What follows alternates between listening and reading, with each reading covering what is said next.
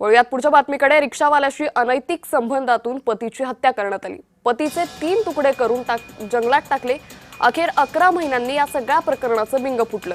नवी मुंबईच्या ऐरोलीतला हा धक्कादायक प्रकार आहे। सुनीता कुशवाहाचे रिक्षावाला राहुल प्रजापतीशी अनैतिक संबंध होते। प्रियकरासोबत मिळून पती बलिराम कुशवाहाची हत्या केली। मृतदेहाचे 3 तुकडे करून गवळीदेव डोंगरावर फेकल्याची माहिती समोर आली आहे। हत्येच्या 8 महिन्यांनी बलिरामच्या भावानं मिसिंगची तक्रार केली। पोलिसांनी जुने कॉल रेकॉर्ड्स तपासून हत्येचा उलगडा केला। या प्रकरणी पोलिसांनी सुनीता आणि तिचा प्रियकर राहुल याला अटक केली आहे। या सगळ्या प्रकरणी आता पुढचा तपास सुरू आहे। या संदर्भात अधिक माहिती घेऊयात आमच्या प्रतिनिधी कविता लोखंडे यांच्याकडून। कविता, रिक्षावाल्याशी अनैतिक संबंधातून पतीची निर्घृणपणे हत्या करण्यात आली आहे। काय नेमकं हे प्रकरण?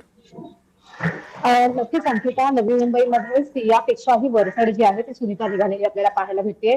सुनीता कुशवाह हिने हिच्या प्रियकराबरोबर, जो प्रियकर रिक्षावाला होता राहुल प्रजापती त्याचं नाव होतं, त्याच्याशी अनैतिक संबंध होते आणि तिने तिच्या प्रियकरासोबत मिळूनच जे आहे ते पतीचा काटा काढलेला आपल्याला पाहायला भेटतोय। चक्क गळा दाबून त्याचे गळ्यावरती वार करून त्याचे 3 तुकडे करून जे आहे ते जंगलामध्ये फेकल्याचं चित्र जे आहे ते समोर आलेलं आपल्याला पाहायला भेटतंय। एकूणच गेल्या 11 महिन्यापूर्वीची ही घटना आहे, परंतु या सुनीता कुशवाहाने जे आहे ते तिच्या प्रियकराबरोबर पतीचा काटा काढलेला आपल्याला पाहायला भेटतोय। एकूणच धक्कादायक गोष्ट जी आहे ती नवी मुंबईमध्ये घडलेली आहे। सिया प्रकरणानंतर सुनीताच्या प्रकरणाला जे आहे ते वेगळं वळण लागलेलं आपल्याला पाहायला भेटतंय, परंतु आता जे आहे ते नवी मुंबई पोलिसांनी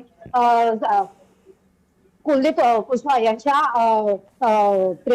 आरोपींना जे आहे ते ताब्यात घेतलेलं आपल्याला पाहायला भेटतंय। त्यांची पुढचा तपास जो आहे तो नवी मुंबई पोलीस करताना आपल्याला पाहायला भेटतात। एकूणच 8 महिन्यानंतर कुलदीपचे भाऊ आहेत त्यांनी मिसिंगची तक्रार केली आणि त्यानंतर जे आहे ती या प्रकरणाचा शोध घेण्यास सुरुवात झाली। त्याची पत्नी व तिच्या प्रियकराचे कॉन्टॅक्ट डिटेल्स जे आहे ते तपासण्यात आले आणि त्यानंतर जे आहे हे सत्य उघडकीस आलं।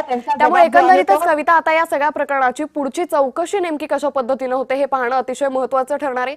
या संदर्भातले अपडेट घेत राहू। तुर्तास धन्यवाद आपण दिलेल्या सविस्तर माहितीसाठी।